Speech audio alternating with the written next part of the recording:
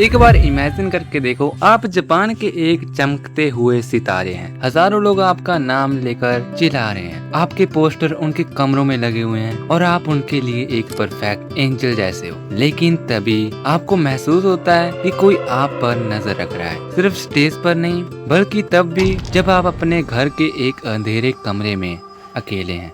Anime की दुनिया में हमने परफेक्ट ब्लू जैसी साइकोलॉजिकल थ्रिलर देखी है और हाल ही में ओसिनो को, जिसे देखकर हमारी रूह तक कांप जाती है। लेकिन क्या हो अगर मैं आपको बताऊं कि एनिमे की दुनिया में दिखाए गए जे खौफनाक सोच कोई कहानी नहीं है, बल्कि जापान की एक real life top anime voice actor और आइडल्स का झेला हुआ सबसे बड़ा बुरा सपना था।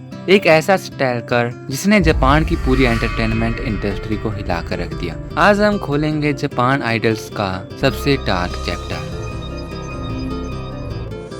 तो 90s के दौरान जापान में शैओ जानी वॉइस एक्टर का एक नया दौर लेकर आया था और इसी दौर की सबसे बड़ी क्वीन थी मेगुमी हायाशिबारा।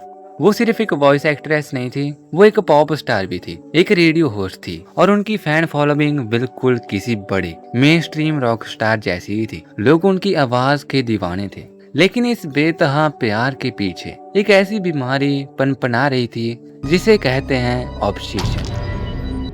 मेगुमी के पास रोज हजारों फैंस के लेटर भी आते थे, लेकिन उनके ढेरों लेटर के बीच एक ऐसी हैंडराइटिंग आने लगी जो बाकी सबसे अलग थी। शुरुआत में वो सिर्फ तारीफ थी, लेकिन धीरे धीरे उन लेटर का लफ्ज बदलने लग जाता है। वो तारीफ से बदलकर फिकर, फिकर से बदलकर कब्जा और कब्जे से बदलकर खौफनाक धमकियों में बदल जाता है। एक ऐसा फैन जो ये मान बैठा था कि मेगुमी सिर्फ उसकी है। वो स्टैकलर उनके रेडियो स्टूडियो के बाहर घंटों खड़ा रहता था। मेगुमी जब स्टूडियो से निकलती तो उन्हें हर वक्त एक धुंधली परछाई अपना पीछा करती हुई दिखती थी। उस स्टैकलर ने मेगुमी की पूरी पर्सनल लाइफ ट्रैक करना शुरू कर दिया। वो कब उठती, किस वक्त ट्रेन में चढ़ती, किससे मिलती। बात इस हद तक बिगड़ चुकी थी कि उन्हें डायरेक्ट डेथ थ्रेट्स भी आने लग गए थे। मेगुमी का हंसना गाना सब बंद हो गया। उनकी जिंदगी के छोटे से खौफनाक पिंजरे में बदल गई, जहां हर आहट पर लगता था शायद मौत सामने खड़ी है। और इसी दौरान जापान के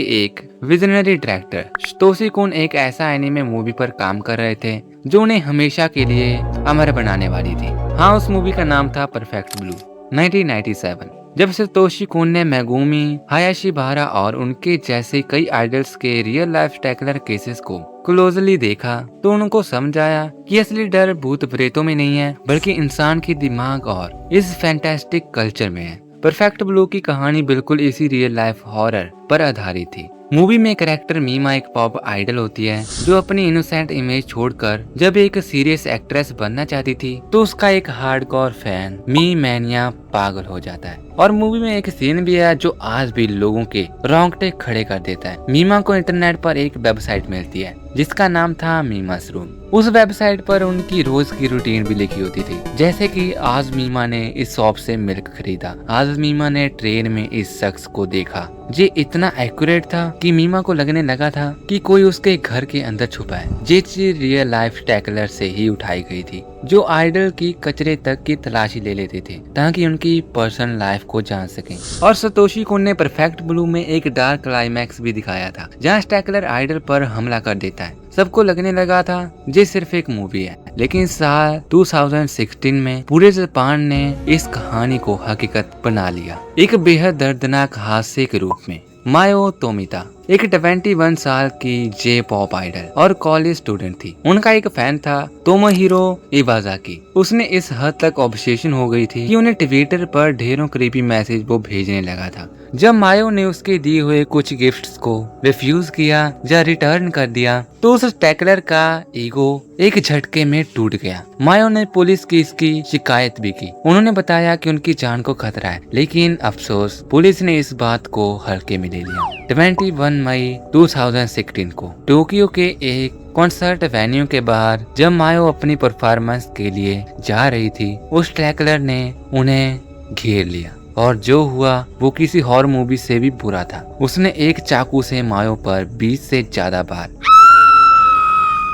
मायो वहां खून से लथपथ गिर गई और कुछ दिनों तक कोमा में थी। वो इस हमले में बच तो गई, लेकिन उनकी जिंदगी हमेशा के लिए बदल गई। यही वजह है कि जब आज हम ओशिनोको जैसे एनीमे देखते हैं जहां एक फैन अचानक एआई हसीनों के घर का पता ढूंढकर उन्हें मार देता है, तो हमें सिर्फ डर नहीं लगता बल्कि हम अंदर से हिल जाते हैं, क्योंकि हमें पता है कि ये जापान की उन सितारों का सच है जो कैमरा के सामने हंसते हैं लेकिन कैमरे के पीछे डर के साए में जीते हैं। मेगुमी हाशिबारा खुशकिस्मत तो थी, उनका स्टैकलर पकड़ा गया, लेकिन हर कोई इतना लकी नहीं होता। ग्लैमर की इस चमकती हुई दुनिया के पीछे अंधेरा कितना गहरा है ये हम सोच भी नहीं सकते। बाकी आपको क्या लगता है, क्या ऐसी चीजों के लिए इंटरनेट और सोशल मीडिया जिम्मेदार है या फिर इंसानी दिमाग का वो पागलपन जो प्यार और दीवानेपन के बीच का फर्क मिटा देता है? अपनी राय कमेंट सेक्शन में बताएं। और अगर ये वीडियो तुम्हें पसंद आई तो चैनल को सब्सक्राइब और बताना अगली वीडियो किस टॉपिक पे तुम्हें चाहिए। मिलते हैं ऐसी ही और मिस्टीरियस वीडियो के साथ, तब तक के लिए बाय बाय।